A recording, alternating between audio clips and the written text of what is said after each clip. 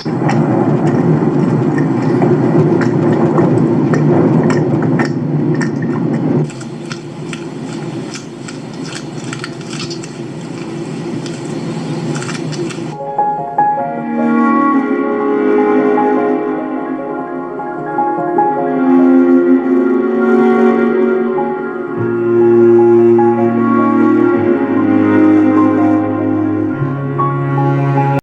চ্যানেলটা লাইক করবেন, শেয়ার করবেন, সাবস্ক্রাইব করবেন, বেল আইকনটা প্রেস করবেন। আসসালামু আলাইকুম দর্শক, একটা কথা আছে, কুফা অথবা ভাগ্যহীন অথবা দুর্ভাগা যেদিকে যায় সেদিকে পানি শুকায়, তার পুকুরের কাছে গেলে পুকুরও শুকায় যায়। আমাদের শেখ হাসিনার অবস্থা হয়েছে ওরকম। একটা কুফা মহিলা, এই মহিলা এই দেশে ছিল, এই দেশের সর্বনাশ করেছে, হাজারে হাজারে মানুষ মেরেছে। 2024 সালের জুলাই আগস্টে জাতিসংঘের হিসাব মতে প্রায় 1400 ছাত্র মেরে ফেলেছে গুলি করে এই শেখ হাসিনা। এর মধ্যে শিশু আছে 130 জন প্রায়। তারপরে তার আগে যান ক্ষমতায় বসে এক মাসের ভিতরে, এক মাসও হয় নাই, বিডিআর হত্যাকাণ্ড চালিয়েছিল ভারতের সাথে মিলে, রয়ের সাথে মিলে। 56 জন চৌকস বাংলাদেশ সেনাবাহিনীর অফিসার মেরে ফেলা হয়েছিল। এই সমস্ত সব কিছু করেছে শেখ হাসিনা ভারতের রয়ের সাথে মিলে। বাংলাদেশ সেনাবাহিনী যেন মাথা তুলে দাঁড়াতে না পারে সেই জন্য এই কাজগুলো করেছিল বলে শোনা যায়। এটা এখনো তদন্ত প্রমাণিত হয়নি, কিন্তু শোনা যায়। এবং ভারত নাকি বাধা দিচ্ছে এই হত্যাকাণ্ডের বিচারের, বিডিআর হত্যাকাণ্ডের বিচারের। তারা এইখানে প্রথমে রটিয়েছিল বিডিআর বিদ্রোহ। আসলে বিদ্রোহ বলতে কিছু না, এগুলো পরিকল্পিত, সুপরিকল্পিত হত্যাকাণ্ড বাংলাদেশ সেনাবাহিনীকে মাজা, মেরুদণ্ড ভেঙে দেওয়ার জন্য, এবং সাকসেসফুল হয়েছে ভারত সবসময় বাংলাদেশ সেনাবাহিনীকে ভয় করে। দেশ ছোট হতে পারে, কিন্তু আমাদের সেনাবাহিনীর বীরত্ব অনেক বেশি ফিটেড, অনেক বেশি ফিটেড ভারতীয় সেনাবাহিনীর তুলনায়। ভারত একটি বিশাল দেশ, তাদের এত সেনাবাহিনীকে তারা পরিপূর্ণভাবে অ্যাক্টিভ ট্রেনিং দিয়ে আসতে পারে না। আমরা বরাবরের বিডিআর সাথে সংঘর্ষ ভারতে বিএসএফের আমরা দেখেছি। 8-9 জন বিডিআর সদস্য 150 উপরে বিএসএফকে হত্যা করেছিল।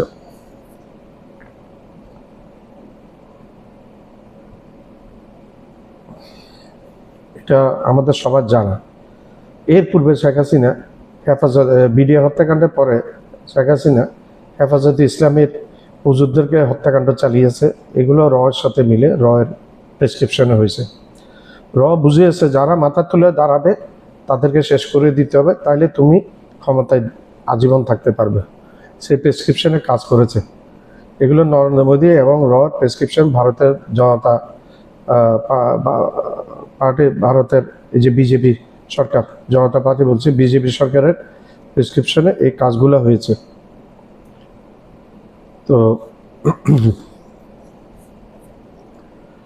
আমরা যেটা দেখেছি, এরপরে হেফাজতের হত্যাকাণ্ড চালিয়েছে, অনেক হুজুরদেরকে মেরে ফেলা হয়েছে, এবং শোনা গেছে লাশগুলা কিমা করা হয়েছে এবং পুড়ে ফেলা হয়েছে। এর কোনো হদিস নেই এগুলোর।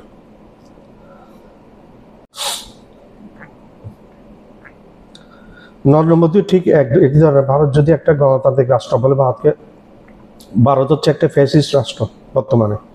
ওইখানে মুসলমানদেরকে হত্যাকাণ্ড ঘটাচ্ছে প্রতিনিয়ত। গুজরাটে কষাই খেত নরেন্দ্র মোদী, তাদের মূর্খ অশিক্ষিত প্রধানমন্ত্রী। আজকে সব জায়গায় ভারত একা হয়ে গেছে, কোনো বন্ধু নেই তার, কোনো বন্ধু নেই। সৌদি আরব একটা প্রতিরক্ষা চুক্তি করেছে ভারতের সাথে না, সেটা করেছে পাকিস্তানের সাথে। সৌদি আরব আস্থা রেখেছে, আমেরিকা আস্থা রাখতে পারেনি সৌদি প্রিন্স। কারণ কাতারের সাথে আমেরিকার খুব সুসম্পর্ক থাকার সত্ত্বেও আক্রমণ গড়ে বসেছে কাতারকে। এবং ইসরায়েল যে কোনো জায়গায়, ইসরায়েল কাতারকে আক্রমণ করেছে। এটাতে আরবদের মনে হচ্ছে স্বপ্নভঙ্গ হয়েছে। তারা সবসময় গাড়ি বাড়ি নারী এই বিলাসিতা নিয়ে তারা মগ্ন ছিল। এখন সম্ভবত সৌদি আরবে, এই কাতারে ইসরায়েলের আক্রমণে সঞ্জিত ফিরে। এখন প্রসঙ্গে আসলে শেখ হাসিনা এই দেশকে সার্কাস শেষ করে দিয়ে টাকা পয়সা লুটতরাজ করে খুন আয়নাঘর, তারপর কেউ কথা বললে তাকে খুন করা আয়নাঘরে ঢুকিয়ে দেওয়া,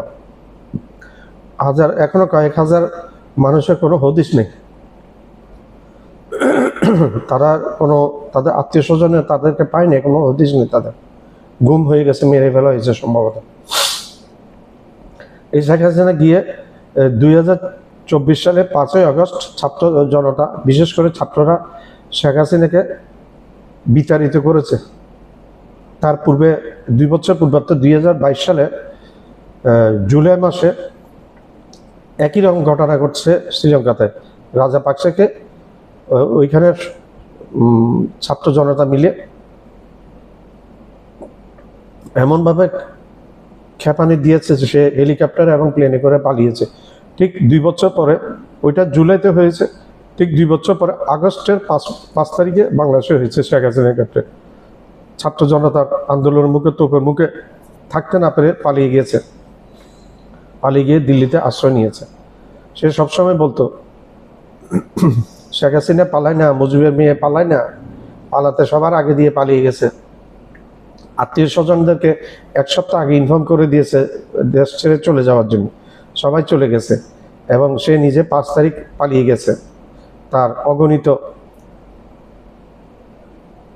সমর্থকদের ফেলে, বিপদের মুখে ফেলে শেখ হাসিনা। আর সেই হাসিনার জন্য নাকি এখন মায়া কান্না করে। আমার ভাবতে অবাক লাগে, এই সমস্ত লোকের বিবেকটা কোথায় গিয়ে আশ্রয় নিয়েছে? এই সমস্ত লোকের বিবেকটা কোথায় আছে? এখন গিয়ে ভারতে আশ্রয় নিয়েছে। এখন ভারতের শেখ হাসিনা এবং নরেন্দ্র মোদী, শেখ হাসিনা এমনি অজনপ্রিয় ফ্যাসিস্ট ডিক্টেটর, সে গিয়ে ভারতে আশ্রয় নিয়েছে এখানে থাকতে না পেরে। সে থাকলে নির্ঘাত মারা পড়তো বলে আশা করছে সবাই, মনে হচ্ছে। এটা সিমটম ওইরকমই বোঝা গেছে। এবং ভারতে গিয়ে আশ্রয় গ্রহণ করার ফলে এখন 1 বছর পার হয়ে গেছে। 1 বছর, গত বছরের 5ই আগস্ট ভারতে গিয়েছিল। আর আজকে হচ্ছে, এই ভিডিও আমি যখন করছি তখন সেপ্টেম্বরের 25 তারিখ, 1 বছর 20 দিন চলছে আজকে। এখন ভারতের মানুষ, ভারতের সাংবাদিক, ভারতের জনতা, ভারতের আবাল বৃদ্ধ বনিতা এখন নরেন্দ্র মোদীর বিপক্ষে স্লোগান দিচ্ছে। নরেন্দ্র উত্তাল হয়ে গেছে ভারতে, কলকাতাতে, পশ্চিমবাংলায়, তারপর 7 সিস্টারের ওইখানে, মণিপুরে, তারপর পাঞ্জাবে, কাশ্মীরে এবং দিল্লিতে এবং বিভিন্ন জায়গায় ভারতের মানুষ এখন নরেন্দ্র মোদীকে গদি থেকে নামিয়ে দেওয়ার জন্য আন্দোলন করছে।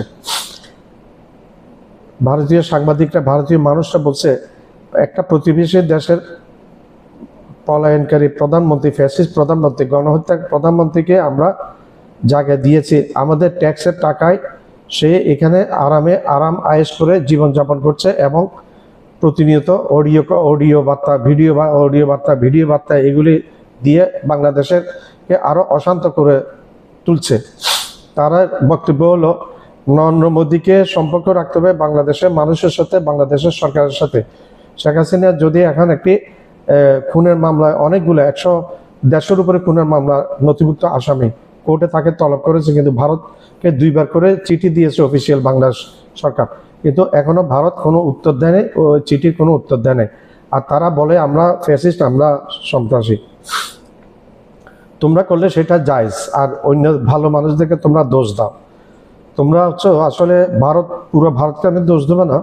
ভারতের এই বিজেপি সরকার, নরেন্দ্র মোদী, অমিত শাহ, আদিত্যনাথ, যোগী আদিত্যনাথ হচ্ছে একটা চরম চান্ডাল। সে মসজিদ মাদ্রাসা এক অবস্থান এগুলি ভাঙছে সে বুলডোজার দিয়ে। তাকে বুলডোজার মুখ্যমন্ত্রী বলে। আশা করছি নরেন্দ্র মোদীও টিকতে পারবে না, আল্লাহর গজব আসবে নরেন্দ্র মোদীর উপর অতি সহসায়। অমিত শাহ টিকতে পারবে না, ঘুষপেটিয়াকে উল্টে মারবে, বাংলাদেশের মানুষকে নাকি উল্টে মারবে, অমিত শাহ হুমকি দিয়েছিল। এবং আদিত্যনাথ, এই হচ্ছে মুসলমান বিদ্বেষের চরম। এগুলো সবাই পুরো বিজেপি কট্টর মুসলিম বিরোধী। এদের অবস্থানটা হচ্ছে এরকম, এরা মুসলমানদের সাথে ঝগড়া করে যাবো, সময় ইসলাম ধর্মকে তারা পছন্দ করে না, কিন্তু দৌড় মারে ভিক্ষার। এই মোদি, এই মোদি, এই চাওয়ালা অশিক্ষিত মূর্খ ফ্যাসিস্ট খুনি, এই ভিক্ষার থালা নিয়ে দৌড় মারে মিডল ইস্টে, আব্বা আব্বা করে ভিক্ষা মাঙে ওইখানে গিয়ে।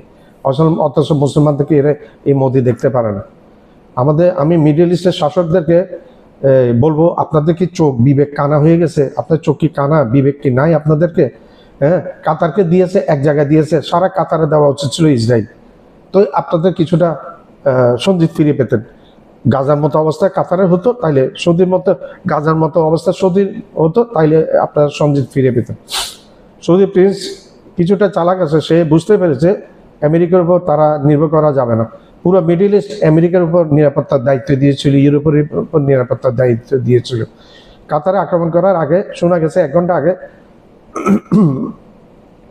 ইসরায়েলের প্রধানমন্ত্রী নেতানিয়াহু প্রেসিডেন্ট ডোনাল্ড ট্রাম্পের সাথে কথা বলেছে।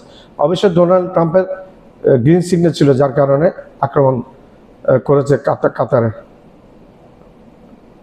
তো এখন কথা হচ্ছে যে এইটা তারা যেভাবে আস্থা রেখেছে সেভাবে আস্থা না রেখে এখন সৌদি প্রিন্স বুঝতে পেরেছে যে পাকিস্তান একটা পারমাণবিক শক্তিশালী দেশ, তার পয়সা নেই, আমাদের পয়সা আছে। এখন এমন একটা চুক্তি করেছে যে সামরিক চুক্তি, যে পাকিস্তানের পারমাণবিক ছাতার নিচে সৌদি আরব আশ্রয় নিয়েছে। এবং পাকিস্তানের প্রতিরক্ষা মন্ত্রী আসিফ বলেছেন যে যাদের ইচ্ছা করবে পাকিস্তানের দরজা খোলা, একইভাবে চুক্তিতে আবদ্ধ হতে পারবে। বাংলাদেশকেও অফার করেছে পাকিস্তানের পররাষ্ট্র মন্ত্রণালয়, অলরেডি বাংলাদেশকে আমন্ত্রণ জানিয়েছে চুক্তি করার জন্য। শোনা যাচ্ছে, কূটনৈতিক সূত্রে জানা যাচ্ছে, এটা হচ্ছে অক্টোবরের দিকে নাকি চুক্তি হবে বাংলাদেশের সাথে পাকিস্তানের। ভারত হুঙ্কার দিয়ে রেখেছে, বাংলাদেশ ভারতের এই একজন কূটনীতিক হুমকি দিয়ে রেখেছে যে বাংলাদেশের ইচ্ছা মতো ওইটা করতে পারবে না। আমি তারা বলি সিংলা কূটনীতিক, এই সিংলারে বলি, আগে নিজের চরকায় তেল দিয়ে রে বেড়া, তোমরা আগে তোমাদের নিজের চরকায় তেল দাও, পরে অন্য দেশের চিন্তা করো। তোমার দেশের অবস্থাই ভালো না, তোমার দেশের মানুষ তোমাদের এই সরকারকে চাচ্ছে না। তোমরা হিন্দু মুসলমান যুদ্ধ বাজিয়ে তোমরা ক্ষমতায় থাকতে চাও। এখন ভারতের মানুষ, হিন্দু মুসলমান সবাই এখন বুঝে গেছে, এখন নরেন্দ্র মোদীর এই সমস্ত বিজেপির তথা এই সমস্ত বাজে চাল বুঝে গেছে, এখন আর তাদেরকে সমর্থন করছে না। আশা করছি এখন বুঝা যাচ্ছে নরেন্দ্র মোদীর, শেখ হাসিনার যে গতি হবে নরেন্দ্র মোদীর সেই গতি হবে, যে কোনোভাবে তাকে গতি ছেড়ে চলে যেতে বিজেপির পতন হবে। তো শেখ হাসিনাকে নিয়ে ওইখানে এখন উত্তাল হয়ে গেছে এবং মোদীর বিপক্ষে সবাই চলে এসছে, মোদীর বিপক্ষে চলে এসছে হাসিনা ইস্যুতে। হাসিনাকে কেউ পছন্দ করে না, একইভাবে মোদীকে পছন্দ করে না। মোদীকে বলছে তুমি তাড়াতাড়ি গদি ছাড়ো। পশ্চিমবাংলার মুখ্যমন্ত্রী মমতা ব্যানার্জি বলছে মোদী চোর, মোদীর গদি মিডিয়া চোর, মোদী বিজেপি সরকার চোর পশ্চিমবাংলা। আর রাহুল গান্ধী তো দেখিয়েছে কিভাবে চুরি করে, ভোট চুরি করে, এটা ইলেকট্রনিক্যালি দেখিয়েছে, মডার্ন তথ্য প্রমাণ দেখিয়েছে রাহুল গান্ধী কিভাবে মোদী ভোট চুরি করে ক্ষমতায় এসছে, সেটা রাহুল গান্ধী দেখিয়ে দিয়েছে। তবে মোদীর লজ্জা নাই, ভারতীয় এই নেতাগুলোর লজ্জা নেই, ন্যূনতম কমন সেন্স নাই। মোদীকে অনেক আগে, 1 বছর আগে অ্যাডভাইস দিয়েছে শশী থারুর বাংলা সরকারের সাথে ইউনুসের সাথে সম্পর্ক গড়ার জন্য, বাংলাদেশের মানুষের সাথে সম্পর্ক করার জন্য এবং ব্যক্তি হাসিনাকে প্রাধান্য না দেওয়ার জন্য। একই রকম উপদেশ দিয়েছিল ব্যারিস্টার আসাদুদ্দিন ওয়াইসি, নামকরা মন্ত্রী, পার্লামেন্টেরিয়ান। উনি বলছে ভারতকে করতে হবে বাংলাদেশ সরকারের সাথে সম্পর্ক, ভারতকে প্রধানমন্ত্রীকে করতে হবে বাংলাদেশের প্রধানমন্ত্রীর সাথে, ইউনুসের সাথে সম্পর্ক। ভারত বাংলাদেশের কোনো ব্যক্তি বিশেষের সাথে সম্পর্ক রাখতে পারবে না, এটা সম্পর্কটা হয় রাষ্ট্র থেকে রাষ্ট্রের সাথে রাষ্ট্রের, যে কোনো ব্যক্তি বিশেষের সাথে সম্পর্ক হলে হবে না। আমার চ্যানেলটা লাইক করবেন, সাবস্ক্রাইব করবেন, শেয়ার করবেন, বেল আইকনটা প্রেস করবেন, সাবস্ক্রাইব করতে ভুলবেন না। রেস্কিউ করে কে নিয়ে এসছে ইন্ডিয়াতে বাংলাদেশের প্রধানমন্ত্রীকে? ওই নরেন্দ্র মোদী তো নিয়ে এসছেন। আজকে সেই বাংলাদেশে নিয়ে এত কথা বলছেন উনি, কিছু বলার নেই, ওনার সম্পর্কে বলতে গেলে লজ্জা হয়। আমাদের দেশের প্রধানমন্ত্রীর নাম অশিক্ষিত নরেন্দ্র মোদী। শেখ হাসিনার সঙ্গে তার দেশের জনগণের বোঝাপড়া, সেই জনগণ স্থির করবেন। আমরা কেন মানে এই স্টেকটা, এই দায়টা আমরা কেন নেব? শেখ হাসিনা নিয়ে জটিলতা ক্রমশ বেড়েই চলেছে। শেখ হাসিনা ক্রমশই এক বোঝা হয়ে দাঁড়াচ্ছে। অন্যান্য গণহত্যাকারীরা বিভিন্ন জায়গায় পালিয়ে শেল্টার নিয়েছে, ভারতীয়রা চিরকালই তার নিন্দা জানিয়েছে। কিন্তু আজকের দিনে ভারতের চরিত্রটা একটু অন্যরকম। হাসিনার কি অবস্থা হয়েছিল, সেম অবস্থা হতে চলেছে নরেন্দ্র মোদী। প্রতিবেশী বাংলাদেশের সঙ্গে, যাদের সঙ্গে আমার ঐতিহাসিক সম্পর্ক, সেই বাংলাদেশ আমার কাছে প্রিয় না, হাসিনা প্রিয় হয়ে গেল, এটা মোদির মতো মানুষের পক্ষেই সম্ভব। আমার ট্যাক্সের টাকায়, আপনার ট্যাক্সের টাকায় অন্য একজন দেশের বিতাড়িত প্রত্যাখ্যাত এক মহিলা প্রধানমন্ত্রী ছিলেন, তিনি, তার ভরণ পোষণ ইত্যাদি কেন চলছে? যদি ভারত থেকে অবৈধ বাংলাদেশি অনুপ্রবেশকারীদের বিতাড়িত করতে চায়, তাহলে শেখ হাসিনাকে দিয়ে সে কাজ শুরু করা উচিত। আমরা আছে দুটো দেশের মধ্যে সম্প্রীতিটাকে কি করে বেশি করে গড়ে তুলতে পারি, তার বদলে আমরা নষ্ট করার জন্য চেষ্টা করছি। তার ইমিডিয়েট পদত্যাগ করা উচিত, এর থেকে বড় আর কিছু হতে পারে না। এবং পদত্যাগ না হলে উনি পালাক। সমগ্র ভারত জুড়ে নরেন্দ্র মোদীর পতন শুরু হয়ে গেছে। তবে কি এবার শেখ হাসিনাকে সাথে নিয়ে ভারত ছাড়বেন নরেন্দ্র মোদী? শেখ হাসিনাকে নিয়ে ভারতের জনগণের মধ্যে উত্তেজনা দিন দিন বেড়ে চলছে। একজন পলাতক প্রধানমন্ত্রীকে ভারতে আশ্রয় দেওয়ায় এবার মোদীর বিরুদ্ধে আওয়াজ তুলতে শুরু করেছে ভারতের জনগণরা। ভারতের জনগণরা বলছে শেখ হাসিনার মতো পরিণতি হতে যাচ্ছে নরেন্দ্র মোদীর। দর্শক, নরেন্দ্র মোদীর শেখ হাসিনার মতো পরিণতি হোক কারা কারা চান, আপনাদের মতামত অবশ্যই কমেন্ট করবেন। ভারতের জনগণরা বলছে নরেন্দ্র মোদী একজন মূর্খ প্রধানমন্ত্রী, তাকে প্রধানমন্ত্রী হিসেবে বলতে আমাদের লজ্জা হয়। তিনি বাংলাদেশ নিয়ে বিভিন্ন কথা বলেন, অথচ বাংলাদেশের পলাতক প্রধানমন্ত্রী শেখ হাসিনাকে রেস্কিউ করে ভারতে নিয়ে এসেছেন নরেন্দ্র মোদী। তার ইমিডিয়েট পদত্যাগ করা উচিত, এর থেকে বড় আর কিছু হতে পারে না। এবং পদত্যাগ না হলে উনি পালাক। যেভাবে আজকে নেপালের অবস্থা, যেভাবে বাংলাদেশ হয়েছে। আচ্ছা, আমার একটা কথা বলুন তো, বাংলাদেশ নিয়ে এত কথা বলছে, বাংলাদেশের প্রধানমন্ত্রী কোথায় আছে?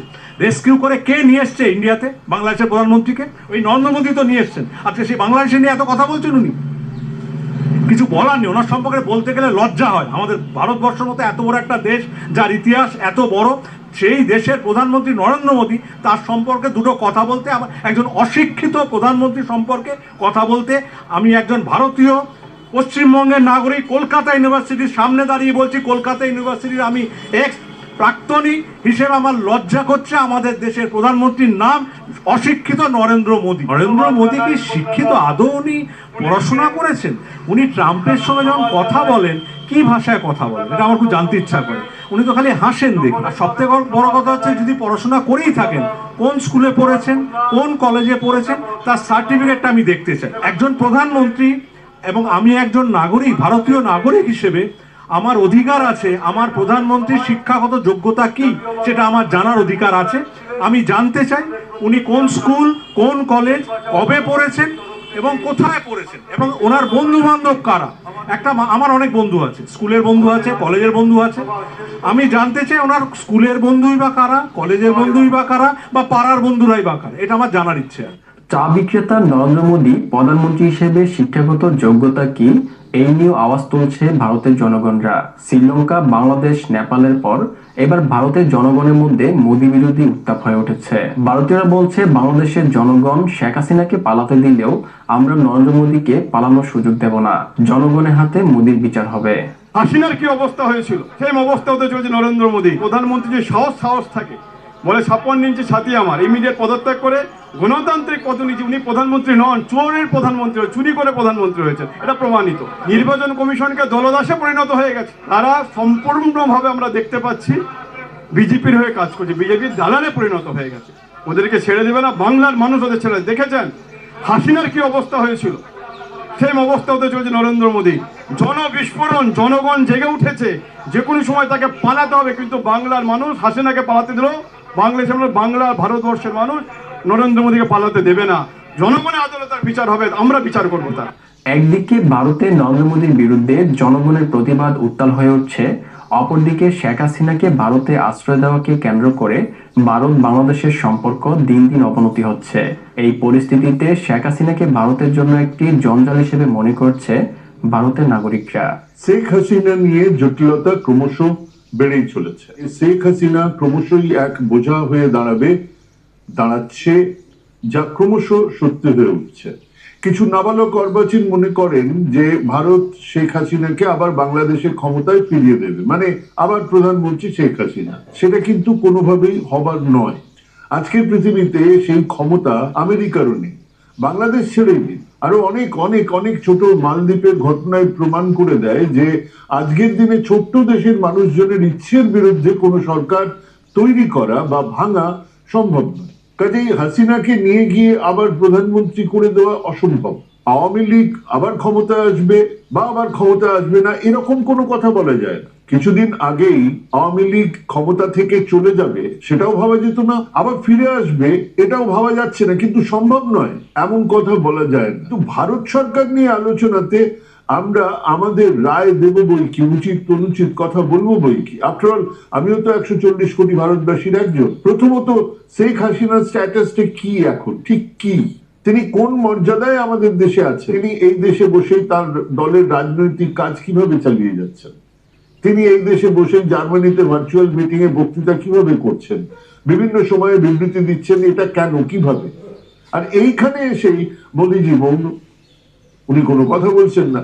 ওনার এক সোজা সাপটা নিয়ম আছে, একটা মোডাস অপারেন্ডি, সেটা হলো উনি যে ব্যাপারে কথা বললে পাল্টা প্রশ্ন উঠবেই, আর যে প্রশ্নের জবাব ওনার কাছে নেই সেই বিষয়ে তিনি কোনো কথাই বলেন না, বলবেন না। এক্ষেত্রেও সেটাই করছেন। আওয়ামী লীগের নেতাকর্মীরা ভাবছে নরেন্দ্র মোদী ভারত থেকে সরাসরি আবারও শেখ হাসিনাকে বাংলাদেশের প্রধানমন্ত্রী হিসেবে ক্ষমতায় বসিয়ে দিবেন, তবে তা বাস্তবে একেবারেই অসম্ভব বলে মনে করছেন ভারতীয়রা। ভারতীয়রা বলছেন ভারত সরকার বিভিন্ন সময় অন্য দেশের অন্যায় অবিচার নিয়ে কথা বললেও বর্তমানে ভারত সরকার নিজেই একজন গণহত্যাকারী পলাতক প্রধানমন্ত্রীকে ভারতে আশ্রয় দিয়ে রেখেছেন। অন্যান্য গণহত্যাকারীরা বিভিন্ন জায়গায় পালিয়ে শেল্টার নিয়েছে, ভারতীয়রা চিরকালই তার নিন্দা জানিয়েছে, কিন্তু আজকের দিনে ভারতের চরিত্রটা একটু অন্যরকম। এখন ভারত নিজে গণহত্যাকারীদেরকে শেল্টার দিচ্ছে, এটা কিন্তু খুবই প্রবলেমেটিক। সেটা হাসিনা না অন্য কেউ সেটা দেখার দরকার নেই, মানুষটা গণহত্যা করেছে, সেটা প্রমাণিত সত্য, সেটা সকলে আমার টিভির সামনে দেখেছি। আমরা দেখেছি যে আবু সঈদকে কিভাবে হত্যা করা হলো। সেই হত্যাকারীদেরকে ভারতবর্ষে রাখাটা ভারত রাষ্ট্রের একটি গরিত অপরাধ বলে আমরা মনে করি। ভারতের ভূমিকা রাখা উচিত ছিল যে এরকম একজন মানুষকে বাংলাদেশের কাছেই রাখা, বা সে অন্য জায়গায় চলে গেলে চলে যায়। ভারতের এখানে নাক গলানোর কোনো উচিত ছিল না। আজকের দিনে দাঁড়িয়ে যদি বাংলাদেশ তাকে প্রত্যর্পণ করতে চায় তার মধ্যে কোনো ভুল নেই, কিন্তু ভারতবর্ষ এটা বাস্তবিক পরিস্থিতি যে ভারতবর্ষ তাকে প্রত্যর্পণ করবে না, কারণ তার চরমতম শাস্তি হতে পারে সেটা ধারণা করে। একটা জিনিস উল্লেখ করা প্রয়োজন, 2013 সালে এই হাসিনা ভারত ও বাংলাদেশের মধ্যে একটা প্রত্যর্পণ চুক্তিকে স্বাক্ষর করেছিল। কি স্বাক্ষরে সেখানে কি ছিল, যে ভারতবর্ষে যদি বাংলাদেশের কোনো অপরাধী পালিয়ে আসে তাহলে সেই অপরাধীকে ভারত বাংলাদেশ রাষ্ট্রের কাছে ফিরিয়ে দেবে। আজকের দিনে দাঁড়িয়ে হাসিনা কিন্তু তার নিজের তৈরি করা আইনকেই ভায়োলেট করছে, এবং হাসিনা ভারতবর্ষে বাংলাদেশের একজন অপরাধী, সে ভারতবর্ষে পালিয়ে রয়েছে এবং ভারত সরকার তাকে প্রত্যর্পণ করছে না। বাংলাদেশের অন্তর্বর্তীকালীন সরকার বারবার শেখ হাসিনাকে ফেরত চেয়ে ভারত সরকারের কাছে চিঠি দিলেও সাড়া দেয়নি ভারত সরকার, যার ফলে বাংলাদেশের সাথে ভারতের সম্পর্ক দিন দিন অবনতি হচ্ছে। ভারতীয়রা বলছে বাংলাদেশের একজন গণহত্যাকারী প্রধানমন্ত্রীর দায় কেন ভারত সরকার নিচ্ছে, শেখ হাসিনার জন্য বাংলাদেশের কোটি কোটি বাঙালির সাথে ভারতের সম্পর্ক কেন নষ্ট করছেন নরেন্দ্র মোদী, এই নিয়েও কথা বলতে শুরু করেছেন ভারতীয়রা। বাংলাদেশের জনগণ যেই ভদ্রমহিলাকে কার্যত উৎখাত করে তাড়িয়ে দিল, একটা গণহত্যাকারী ভদ্রমহিলা যিনি পরপর 3টে নির্বাচনে ভোট চুরি করে ভোট লুট করে সরকারে এসেছিলেন, তার দায়টা আমরা ভারতীয়রা কেন নেব? তার জন্য আমরা কেন কোটি কোটি বাংলাদেশি মানুষের কাছে কেন আমরা ভারত বিদ্বেষের চাষ করব? আমরা তো এটা করতে পারি। শেখ হাসিনার সঙ্গে তার দেশের জনগণের বোঝাপড়া সেই জনগণ স্থির করবেন, আমরা কেন মানে এই স্টেকটা, এই দায়টা আমরা কেন নেব? যার বিরুদ্ধে ইন্টারন্যাশনাল কোর্ট অফ জাস্টিস গণহত্যার মামলা, যার বিরুদ্ধে গোটা বিশ্বে যিনি ধিকৃত এই মুহূর্তে দাঁড়িয়ে, তাকে আমরা সেভ করতে যাব কেন? আমরা কেন পাশের বাড়ির জানলা দিয়ে নাক গলাবো? পাশের বাড়ির মধ্যে ধরুন স্বামী স্ত্রীর মধ্যে ঝামেলা হচ্ছে, আপনার কি রুচি যে আপনি তার মধ্যে নাক গলাবেন এবং গিয়ে স্বামীর বা স্ত্রীর পক্ষ নিয়ে অন্য পক্ষের গাল খাবেন? আমরা কেন খাবো? মানে আমি বুঝতে পারছি না। মানে আমার ট্যাক্সের টাকায়, আপনার ট্যাক্সের টাকায় অন্য একজন দেশের বিতাড়িত প্রত্যাখ্যাত এক মহিলা প্রধানমন্ত্রী ছিলেন তিনি, তার ভরণ পোষণ ইত্যাদি কেন চলবে? এর কারণটা কি? তো যদি আমাদের দেশের সরকার বা আমাদের রাষ্ট্র মনে করে যে শেখ হাসিনা তার পুরাতন ভৃত্য, দীর্ঘদিনের বিশ্বস্ত কর্মচারী, এবং এখন মালিকের কর্তব্য যখন ভৃত্য বিপাকে পড়েছে তখন তাকে নিরাপত্তা দেওয়ার, আমি মনে করি সেইটা আমার দেশের জন্য এটা ভালো সিদ্ধান্ত নয়। শেখ হাসিনার যা হবে বা হবে না সেটা বাংলাদেশের জনগণ বুঝবেন। এই পৃথিবীর কোনো দেশ এই ভদ্রমহিলাকে কোনো ঠাঁই দিচ্ছেন না। পরিবারের মানুষ তো লন্ডনের এমপি, লন্ডনের 4 জন বাঙালি এমপির মধ্যে একজন তো এই টিউলিপ সিদ্দিকী। সেই ইউকে সরকার সে পর্যন্ত এই ভদ্রমহিলাকে আশ্রয় দিচ্ছে না। তাহলে আমাদের কি দায় পড়েছে যে শেখ হাসিনাকে আমরা এখানে আশ্রয় দেব এবং মানুষের গালমন্দের শিকার হব? বাংলাদেশের মানুষের আমরা তো কোনো প্রয়োজন নেই। আমরা বাংলাদেশের মানুষের সঙ্গে তাদের যে সরকারই আসুক, ডান বাম মধ্যম যাই আসুক, আমরা তাদের সাথে একটা সুস্থ স্বাভাবিক সম্পর্ক নির্মাণ করব। আমি মনে করি বাংলাদেশের মানুষের সঙ্গে আমাদের যে ঐতিহাসিক বন্ধুত্ব ছিল তার ছেদ ঘটার সবচাইতে বড় কারণ হচ্ছে শেখ হাসিনার প্রতি আমাদের পক্ষপাত। যদি আমরা এই পক্ষপাত না করি তাহলে বাংলাদেশ এবং ভারতের মানুষের সঙ্গে মানুষের, রাষ্ট্রের সঙ্গে রাষ্ট্রের সম্পর্ক অনেক স্মুথ। ভারতীয়রা বলছে বাংলাদেশের সাথে ভারতের সম্পর্ক নষ্টের অন্যতম কারণ শেখ হাসিনার প্রতি ভারত সরকারের পক্ষপাত আচরণ। যদি শেখ হাসিনা এবং বাংলাদেশ ইস্যুতে ভারত সরকার নিরপেক্ষ ভূমিকা পালন করে তাহলে বাংলাদেশের সাথে ভারতের সম্পর্ক স্বাভাবিক হবে। তবে ভারতীয়রা বলছে নরেন্দ্র মোদীর কাছে প্রতিবেশী দেশ বাংলাদেশ প্রিয় না, কিন্তু শেখ হাসিনা প্রিয়, আর এটা একমাত্র নরেন্দ্র মোদীর দ্বারাই সম্ভব। এবং প্রতিবেশী বাংলাদেশের সঙ্গে যাদের সঙ্গে আমার ঐতিহাসিক সম্পর্ক, সেই বাংলাদেশ আমার কাছে প্রিয় না, হাসিনা প্রিয় হয়ে গেল, এটা মোদির মতো মানুষের পক্ষেই সম্ভব। এটা যদি ভারত সরকারের ডিসিশন হতো, ভারতের স্বার্থ যদি নজরে রেখে করতো, তাহলে ওটা বাংলাদেশের আভ্যন্তরীণ ব্যাপার যে ওরা হাসিনাকে রাখবে না তাড়িয়ে দেবে। আমরা যেমন ভারতের অভ্যন্তরীণ বিষয়ে অন্য দেশ মাথা গলা পছন্দ করি না, সেরকম বাংলাদেশের কে প্রধানমন্ত্রী হবে, কে শাসক হবে, কে রাষ্ট্রপতি হবে, এটা বাংলাদেশের মানুষ ঠিক করুক না, আমরা তাদের মাঝখানে পড়বো কেন? আর বাংলাদেশ যখন তাদের ওই প্রধানমন্ত্রী হাসিনাকে উৎখাত করলো বা পালিয়ে আসলো, তাকে যখন পৃথিবীর কেউ জায়গা দিল না, পৃথিবীর অনেকগুলো ইসলামিক রাষ্ট্র আছে, ইউরোপিয়ান কান্ট্রি আছে, প্রচুর দেশে হাসিনা ভ্রমণ করেছে, সম্মানিত হয়েছে, কিন্তু যতক্ষণ সে বাংলাদেশের প্রধানমন্ত্রী ছিল, প্রধানমন্ত্রী হিসাবেই তার সম্মান হয়েছে। ভারতবর্ষ হাসিনাকে মর্যাদা দিয়েছে, অভ্যর্থনা জানিয়েছে বাংলাদেশের প্রধানমন্ত্রী হিসাবে, কিন্তু সেই পলাতক প্রধানমন্ত্রী যখন গণহত্যাকারীর তকমা নিয়ে ঘুরে বেড়াচ্ছে, তাকে মোদী সরকার কেন ভারতবর্ষে পুষে রেখেছে? এতে বাংলাদেশের মানুষের আক্রোশ বাড়ছে ভারতের প্রতি, কারণ বাংলাদেশের মানুষ তো হাসিনার বিরুদ্ধে। অতএব সেই হাসিনাকে যদি ভারতবর্ষের সরকার বা মোদী সরকার পুষে রাখে, এতে বাংলাদেশের সঙ্গে সম্পর্ক ছিন্ন হচ্ছে। হাসিনা একদিন থাকবে না, মোদী একদিন থাকবে না, আমি আপনি থাকবো না, কিন্তু ভারতবর্ষ থাকবে, বাংলাদেশ থাকবে। এবং বাংলাদেশের সঙ্গে যে আমাদের ঐতিহাসিক সম্পর্ক এবং আদান প্রদান, কৃষ্টি কালচার এবং স্ট্র্যাটেজিক আমাদের বন্ধু, আমি সামরিক দৃষ্টিভঙ্গি থেকে বলছি, অর্থনৈতিক দৃষ্টি থেকে বলছি, সেই সব জলাঞ্জলি দিয়ে হাসিনার কাছ থেকে ভারতবর্ষ কি পাবে, কেন তাকে পুষে রেখেছে, আমার মাথায় ঢুকছে না। হাসিনা আজকের দিনে জঞ্জাল ছাড়া কিছু না, বরঞ্চ ক্ষতি। বাংলাদেশের সঙ্গে সম্পর্ক খারাপ হচ্ছে, ব্যবসায়িক লেনদেন আমাদের ক্ষতি হচ্ছে, ব্যবসা অনেক কমে গেছে, বাংলাদেশিদের আসার ক্ষেত্রে ভারতবর্ষ অনেক রেস্ট্রিকশন দিয়েছে, তাদের ভারতবর্ষের অনেক, বিশেষ করে পশ্চিমবঙ্গের ব্যবসা বিশালভাবে মার খাচ্ছে। মানে ক্ষতি আর ক্ষতি ছাড়া কিচ্ছু লাভ নেই। কিন্তু এত মাথা মোটা, এরা নিজের দেশের গত 10 বছরে যে ক্ষতি করেছে, একটা প্রতিবেশী তো আমাদের সঙ্গে নেই। নেপাল হিন্দু রাষ্ট্র ছিল, সে আজ আমাদের বন্ধু না। শ্রীলঙ্কা বন্ধু না, মলদ্বীপ বন্ধু না, পাকিস্তান চিরশত্রু, চায়নার সঙ্গে যুদ্ধ লেগে আছে, প্রায় আমরা যুদ্ধ করছি না বলে।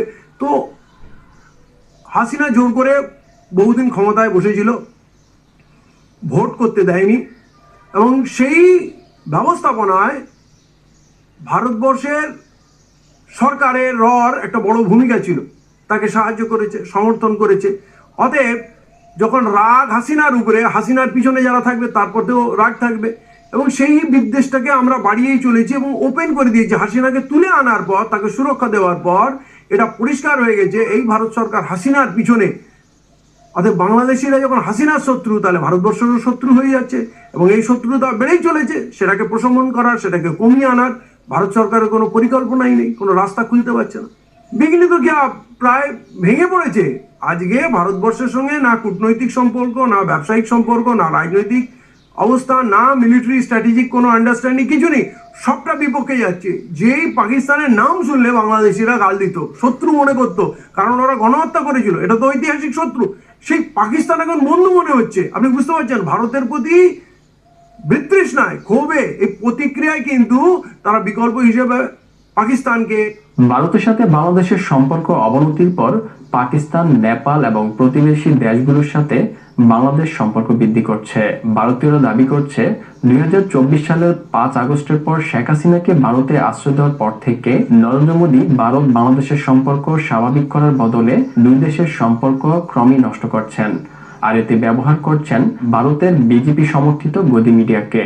আমরা আজ দুটো দেশের মধ্যে সম্প্রীতিটাকে কি করে বেশি করে গড়ে তুলতে পারি তার বদলে আমরা নষ্ট করার জন্য চেষ্টা করছি খুব স্বল্প লোক, কিন্তু যেহেতু ভারতীয় গণমাধ্যমের একাংশ এটার সঙ্গে যুক্ত হয়ে পড়েছে, সেই জন্য একটু আতঙ্কর পরিস্থিতি আমার মনে হয়, আমার নিজের একটু ভয় লাগে। বাংলাদেশে একটা ক্রান্তিকাল চলছে, বাংলাদেশে একটা গণ অভ্যুত্থান হয়েছে, একটা সরকার সেখান থেকে সেটা পড়ে গেছে, তার প্রধান পালিয়ে চলে গেছে, তিনি আমাদের দেশে রাজনৈতিক আশ্রয় নিয়েছেন। আমরা সেই যে পরিস্থিতিটাকে বুঝতে হবে, সেখানে দুটো রাজনৈতিক দলের মধ্যে লড়াই আছে, সেই রাজনৈতিক দলের মধ্যে হিন্দু আছে, মুসলমান আছে, এবং আমরা জানি বাংলাদেশের হিন্দু সম্প্রদায়রা মূলত কিন্তু আওয়ামী লীগের সমর্থক, মূলত মানে প্রায় 99% হিন্দুই আওয়ামী লীগের সমর্থক। ট্রাম্প যখন জিতলেন তখন ইউনিস নাকি ফ্রান্সে পালিয়ে গেছেন বলে ফেক খবর আমাদের এখানে একটি খুব নামী মিডিয়া তারা চালিয়ে গেছে ঘন্টার পর ঘন্টা, তার জন্য তারা ক্ষমা প্রকাশ পর্যন্ত করেনি যেন এটা পরে ভুল। ফেক খবরের কিন্তু ছড়াছড়ি, এবং সেই ফেক খবরগুলো যাচাই না করে আমাদের এখানে সেটা কিন্তু প্রচার করা হচ্ছে, এবং তার সেই প্রচারের ফলে মানুষের মনে উত্তেজনা তৈরি হচ্ছে। বাংলাদেশে শেখ হাসিনা পতনের পর থেকে লাগাতার মিথ্যা নিউজ করে আসছিল ভারতের বিজেপি সমর্থিত কিছু গদি মিডিয়ার এই অপেশাদার আচরণে নীরব থেকে উৎসাহ দিয়েছেন ভারত সরকার, আর এবার নিজ দেশের জনগণের তোপের মুখে পড়েছেন নরেন্দ্র মোদী। ভারতের নাগরিকরা বলছে বর্তমানে নরেন্দ্র মোদী প্রতি রাতে 3 থেকে 4টা ঘুমের ওষুধ খেয়েও ঘুমাতে পারছেন না, যে কোনো সময় নরেন্দ্র মোদীর ক্ষমতা চলে যেতে পারে। দিনে 4-5টা ঘুমের ওষুধ খাচ্ছে কিন্তু ঘুম আসছে না, ওকে এবারে দেশ ছেড়ে পালাতেই হবে। যেমন ওই শিষ্যরা পালিয়েছে, টাকাটা বান্ডিল টাকা নিয়ে গাড়ি টাকা নিয়ে ওকেও পালাতে হবে, পালাবার প্রস্তুতি তৈরি হয়ে গেছে। মোদীর মিডিয়া গদি মিডিয়া সেটা দেখাতে চাইছে না, কোনোভাবেই দেখাতে চাইছে না। গদি মিডিয়ার স্বার্থ আছে, গদি মিডিয়া টাকা পাচ্ছে, বিশাল টাকা পাচ্ছে, অ্যাডের টাকা পাচ্ছে, কোটি টাকা, তারপরে আলাদা করে আন্ডারগ্রাউন্ড টেবিলের তলা থেকে আরো টাকা পাচ্ছে। গদি মিডিয়া তো অনেক কিছু বলতে পারে।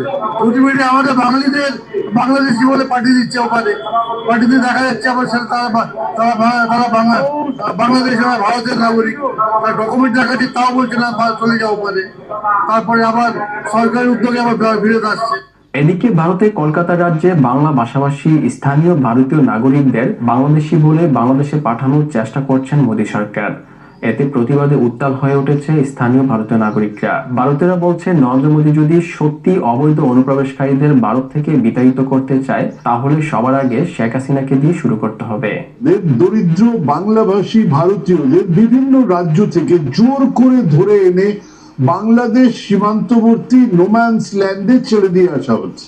কেন্দ্রীয় সরকার যদি ভারত থেকে অবৈধ বাংলাদেশি অনুপ্রবেশকারীদের বিতাড়িত করতে চায়, তাহলে শেখ হাসিনাকে দিয়ে সে কাজ শুরু করা উচিত। এত পুলিশ লাগিয়ে, খোঁচর লাগিয়ে, অশিক্ষিতের মতন কথাবার্তা বলে, ভাষা আর খাবার দেখে বাংলাদেশি খুঁজে বার করার যে কাজটা, সেটা চিহ্নিত এক বাংলাদেশিকে দিয়ে শুরু হোক না কেন। আবার এমনও তো নয় যে উনি আমাদের রাষ্ট্র অতিথি, না, তেমন কোনো ঘোষণা করা হয়নি। সরকার বলেনি যে শেখ হাসিনাকে ভারত আশ্রয় দিচ্ছে এবং তিনি এই ভূখণ্ডে বসেই রাজনীতি চালিয়ে যাবে, না, এরকমটা বলতেই পারে, লুকোনোর কি আছে। প্রতিবেশী সরকার বলছে যে তাদের প্রাক্তন প্রধানমন্ত্রী একজন অভিযুক্ত, তার নামে মামলা রুজু হয়েছে, দুর্নীতি, খুন, সব ধরনের মামলা, তিনি বসে আছেন ভারতে, এখানে বসে তার দল চালাচ্ছেন, তাকে ফেরত দিন। সরকার চুপ। কিন্তু কেন? একদিকে পশ্চিমবঙ্গের বাঙালি, অসম, ত্রিপুরার বাঙালিদের ধরে ধরে বাংলাদেশি বলে পেলোডারে করে ছুঁড়ে দেওয়া হচ্ছে, সেখানে চিহ্নিত বাংলাদেশিদের অবৈধ আশ্রয় দিয়ে রাখা হয়েছে। শেখ হাসিনা নিজের দেশে যার বিরুদ্ধে গণ আন্দোলনের সময় গণহত্যা চালানো, মানবতা বিরোধী অপরাধের মতন গুরুতর অভিযোগ উঠেছে। অভিযোগ সত্যি মিথ্যে আমাদের জানার দরকার নেই, সে তো সেই দেশের ব্যাপার। তো হয় বলা হোক না আমরা তাদের পলিটিক্যাল অ্যাসাইলাম দিয়েছি, তাদেরকে রাজনৈতিক এখানে আশ্রয় দেওয়া হয়েছে, আর না হলে বলা হোক যে না ঠিক আছে তাদেরকে পাঠানো হবে, কোনো একটা কাজ হোক। বাংলাদেশি বলে বাংলাদেশ নয়, পশ্চিমবঙ্গের মানুষকে বাংলাদেশে পাঠানো হবে, আর বাংলাদেশের মানুষ এখানে বসে ভাত খাবে। কি ধরনের বিচার? তিনি আমাদের দেশে বসে থাকলে আমাদের দেশের কোন স্বার্থ সিদ্ধি হবে, কোন লাভটা হবে? একজন নিজের দেশের নাগরিক হয়ে শুধুমাত্র বাঙালি হওয়ার অপরাধে দেশ ছাড়া হয়, অন্যজন ভিন দেশের নাগরিক হয়ে গুরুতর অভিযোগে অভিযুক্ত হওয়া সত্ত্বেও এই দেশে আশ্রয় পায়। এই চরম বৈপরীত্য একটাই প্রশ্ন তুলে দেয়, আসলে হচ্ছেটা কি? এই ঘটনাগুলো কি বিচ্ছিন্ন, নাকি এর পেছনে লুকিয়ে আছে এক গভীর রাজনৈতিক চক্রান্ত এবং বাংলা ও বাঙালির বিরুদ্ধে একটা সুচিন্তিত দ্বৈত নীতি, একটা ডাবল স্ট্যান্ডার্ড? 2024 সালে বাংলাদেশের ছাত্র জনতার আন্দোলনে শেখ হাসিনার পতনের পর দেশ থেকে পালিয়ে ভারতে আশ্রয় নেন শেখ হাসিনা, আর এখন সেই ভারতের জনগণও তাদের সরকারের বিরুদ্ধে আন্দোলন গড়ে তুলছে। দর্শক, নরেন্দ্র মোদীর শেখ হাসিনার মতো পরিণতি হোক কারা কারা চান আপনাদের? আমার মনে হয় না কোনো বাঙালি নিরস্ত্র থাকবে, অস্ত্র সমেত রাস্তায়। আরে বুক পিটিয়ে এখানেই মরবো, উপরতলা থেকে নিচতলা পর্যন্ত হিসাব হবে। আমরা আমাদের অস্তিত্বের লড়াই নেমেছি, মানবো না। আমাদের প্রাণের বিনিময় হলেও আমরা এই আন্দোলন করবো। বিজেপির পরিস্থিতি কিন্তু ভালো না, মানুষ এই খেলাটা ধরে ফেলেছে। এটা পুলিশের নমুনা, পুলিশ আপনারা দেশ বাঁচাবেন। দেখেছেন তো নেপালের অবস্থাটা? আপনি কল্পনা করবেন খেলায় খেলায় বলছে বাংলা ভাষা বাঁচাও, বাংলা ভাষা বাঁচাও, বাংলা ভাষা শিক্ষিত। শিক্ষার্থীদের বৈষম্য বিরোধী আন্দোলনে সমগ্র ভারত উত্তাল হয়ে উঠেছে। আন্দোলন থামাতে শেখ হাসিনার মতো শিক্ষার্থীদের উপর ধরপাকড় চালাচ্ছেন নরেন্দ্র মোদী, আর তাই শিক্ষার্থীদের পাশে এসে দাঁড়াচ্ছেন ভারতের সচেতন সাধারণ নাগরিকরা। দর্শক, শেখ হাসিনার মতো নরেন্দ্র মোদীর পতন হোক কারা কারা চান আপনাদের মতামত অবশ্যই কমেন্ট করবেন। এদিকে ভারতীয়রা বলছে শিক্ষার্থীদের এই আন্দোলনে সরকার যদি ধরপাকড় চালায় তাহলে ভারতের সাধারণ নাগরিকরা অস্ত্র হাতে রাস্তায় নেমে আসবে। আমার মনে হয় না কোনো বাঙালি নিরস্ত্র থাকবে, অস্ত্র সমেত রাস্তায়। শিক্ষার্থীদের উপর সরকারের ধরপাকড়ে ঘরে বসে থাকেনি বাংলাদেশ এবং নেপালের সাধারণ নাগরিকরা, তেমনি ভারতীয়রাও ঘরে বসে থাকবে না। অস্ত্র হাতে রাস্তায় নামার হুঙ্কার দিচ্ছে ভারতীয়রা বলছে জীবনের বিনিময় হলো এই আন্দোলন চালিয়ে যাবেন তারা। যতদিন নরেন্দ্র মোদীর পতন না ঘটবে ততদিন এই আন্দোলন চালিয়ে যাবেন।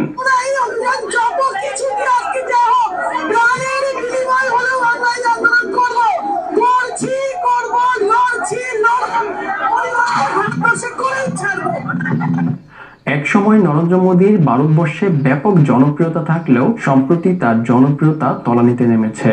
সর্বশেষ ভারতের জাতীয় নির্বাচনে নরেন্দ্র মোদী ভোট চুরি করে ক্ষমতায় এসেছে বলে প্রমাণ পেয়েছে ভারতের জনগণ, আর যার পর থেকে ভোট চোর নরেন্দ্র মোদী স্লোগান ব্যাপক জনপ্রিয় হয়ে ওঠে ভারতবর্ষে।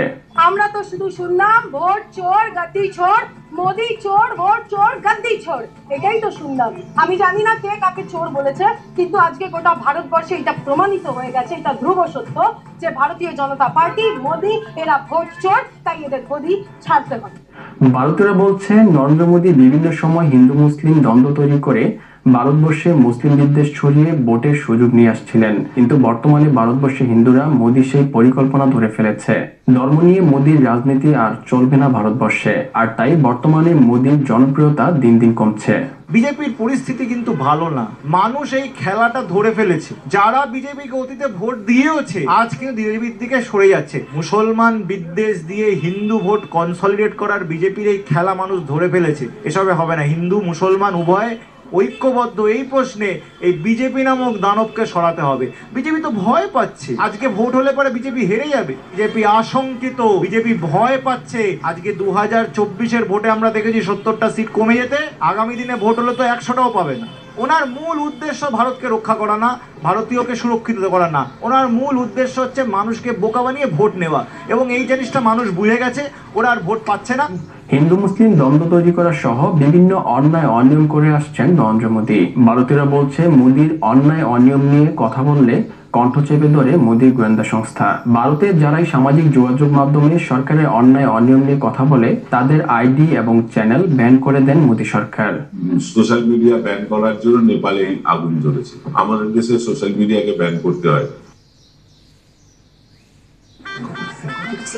ভাই মাত্র 30 টাকা। 30 টাকায় কি হয়? 30 টাকায় ম্যাজিক হয়। তো 85 টাকায় লিকুইড হ্যান্ড ওয়াশ কেন কিনবেন? 30 টাকায় ম্যাজিক হ্যান্ড ওয়াশ, বাড়তি খরচ থেকে হাত ধরে ফেলুন।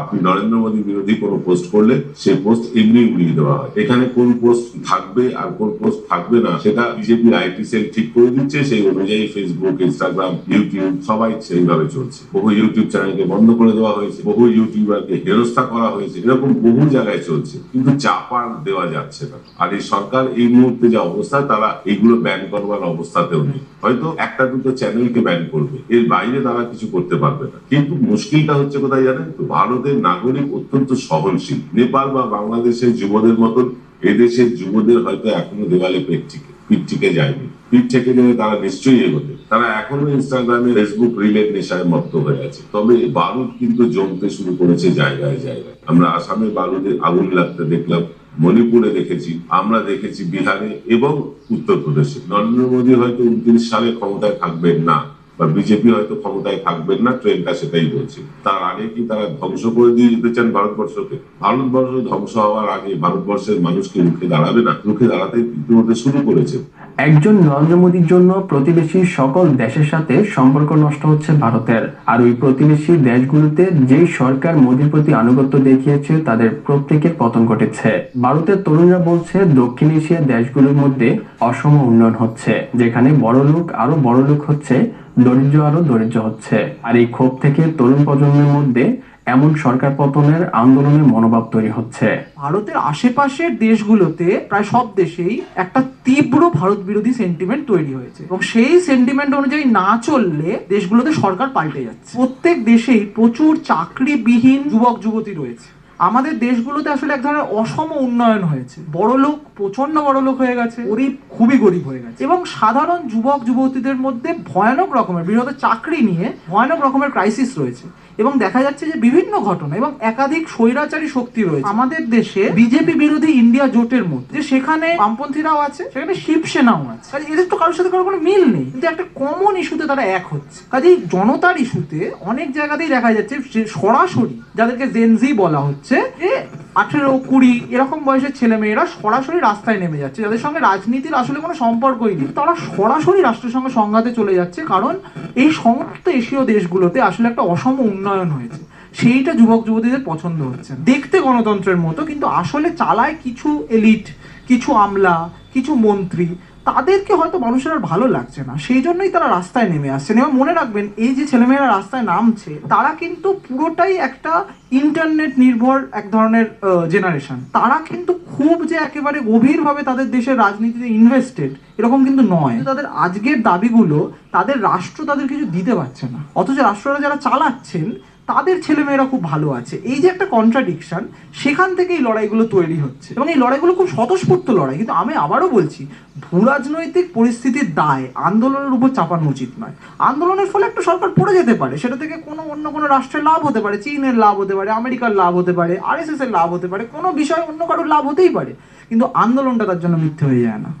ভারতীয় তরুণরা বলছে বাংলাদেশ, শ্রীলঙ্কা এবং নেপালের সরকার পতনের আন্দোলনে অংশ নেওয়া তরুণরা সরাসরি কোনো রাজনীতির সাথে যুক্ত না। তারা তাদের দেশের অন্যায় অনিয়ম দেখে তাদের প্রতিবাদ থেকে আন্দোলনগুলি সৃষ্টি হয়েছে। সম্প্রতি ভারতবর্ষ এমন আন্দোলন তৈরি হচ্ছে।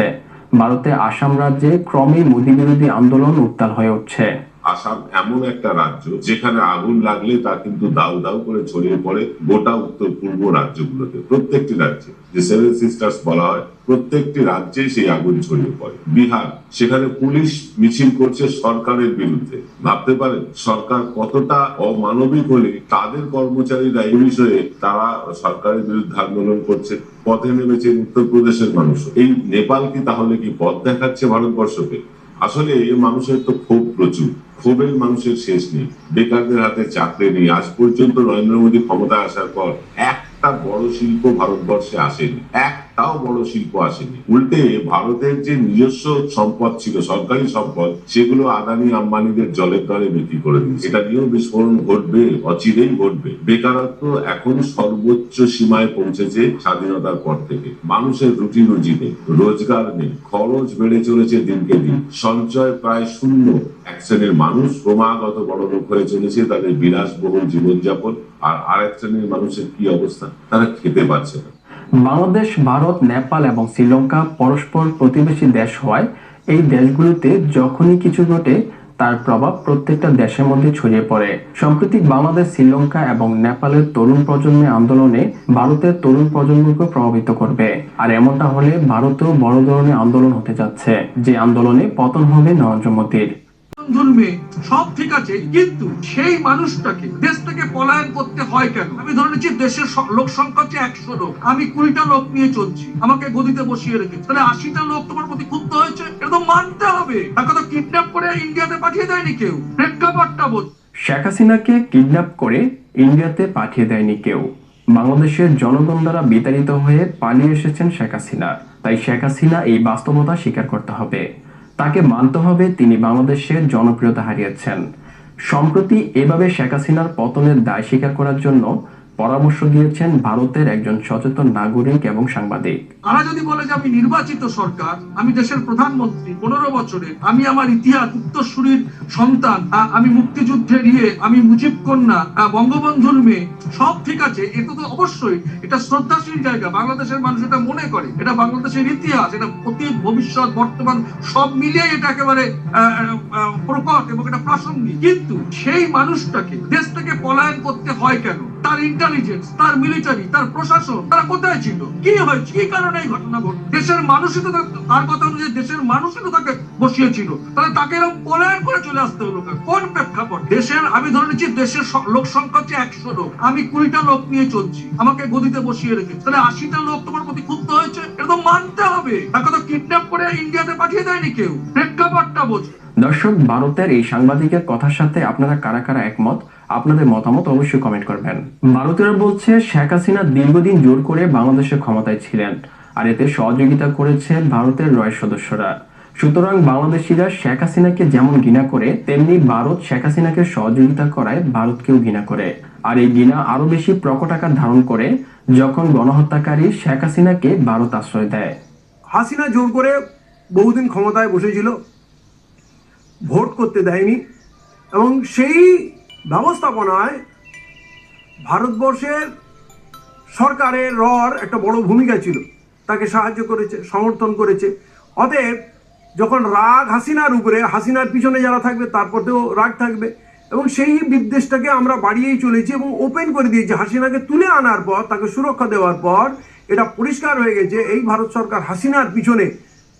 অর্থাৎ বাংলাদেশিরা যখন হাসিনার শত্রু, তাহলে ভারতবর্ষেরও শত্রু হয়ে যাচ্ছে, এবং এই শত্রুতা বেড়েই চলেছে। সেটাকে প্রশমন করার, সেটাকে কমিয়ে আনার ভারত সরকারের কোনো পরিকল্পনাই নেই, কোনো রাস্তা খুলতে পারছে না। বিঘ্নিত খেয়া প্রায় ভেঙে পড়েছে। আজকে ভারতবর্ষের সঙ্গে না কূটনৈতিক সম্পর্ক, না ব্যবসায়িক সম্পর্ক, না রাজনৈতিক অবস্থা, না মিলিটারি স্ট্র্যাটেজিক কোনো আন্ডারস্ট্যান্ডিং, কিছু নেই, সবটা বিপক্ষে যাচ্ছে।